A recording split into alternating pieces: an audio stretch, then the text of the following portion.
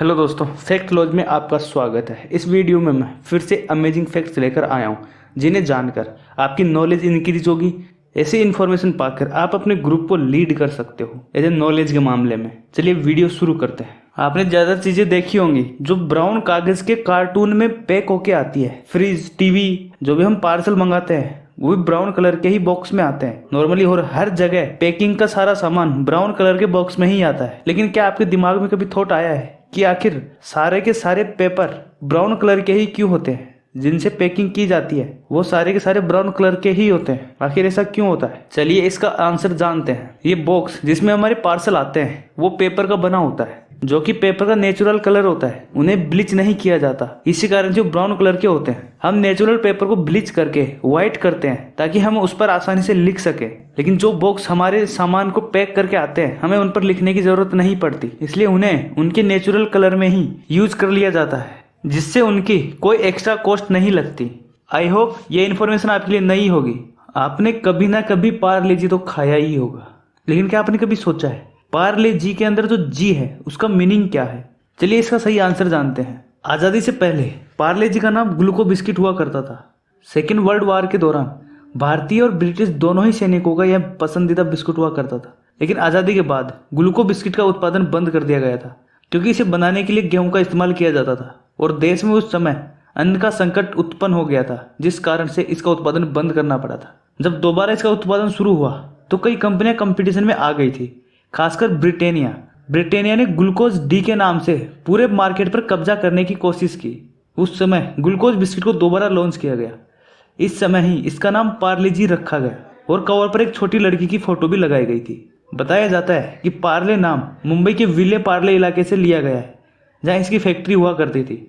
वहीं पार्ले जी में जी का मतलब ग्लूकोज से था, लेकिन 2000 में जी का मतलब जीनियस प्रमोट किया गया था। आई होप ये आपके लिए अच्छी इन्फॉर्मेशन रही होगी। अगर आपको इन्फॉर्मेशन अच्छी लगी तो आप वीडियो को लाइक कर सकते और चैनल को सब्सक्राइब कर सकते। चलिए बढ़ते हैं आगे।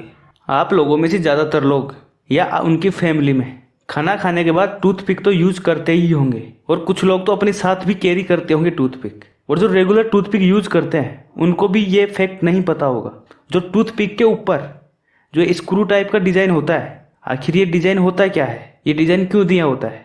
मुझे पता है इसके बारे में आपने कभी सोचा भी नहीं होगा कि ये डिजाइन आखिर दिया क्यों होता है। चलिए इसका आंसर जानते हैं। अगर आप टूथपिक का सही इस्तेमाल करना चाहते हैं तो मैं आपको बता दूं, तो टूथपिक के पीछे बना डिजाइन एक होल्डर की तरह काम करता है।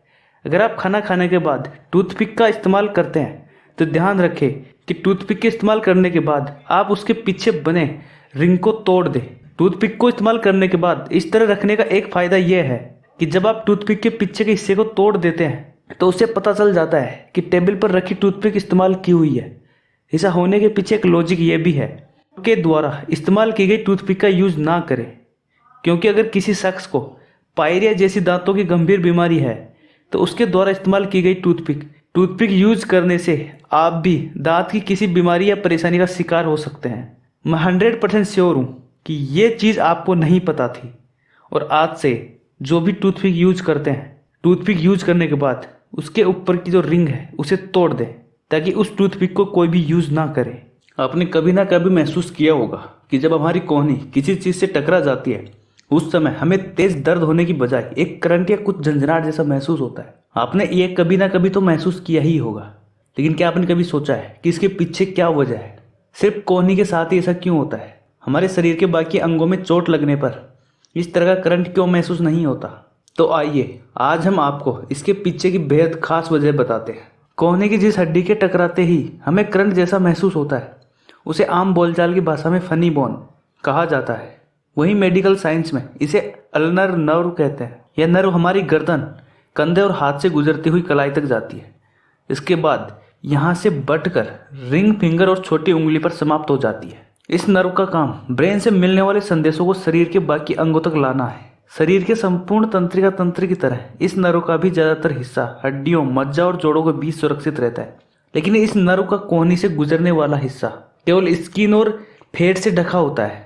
ऐसे में जैसे ही कोहनी किसी चीज से टकराती है तो सीधा इस नर्व पर झटका लगता है और हमें करंट जैसा फील होता है। यानी जब इस पर दबाव अचानक से सीधा आपकी नर्व पर पड़ता है तो आपको तेज झंझनाहट या करंट और दर्द का मिला जुला एहसास होता है। आई होप ये सब जानकर आपकी नॉलेज में कुछ इजाफा हुआ होगा। अगर वीडियो अच्छी लगी तो वीडियो को लाइक शेयर सब्सक्राइब कर दें।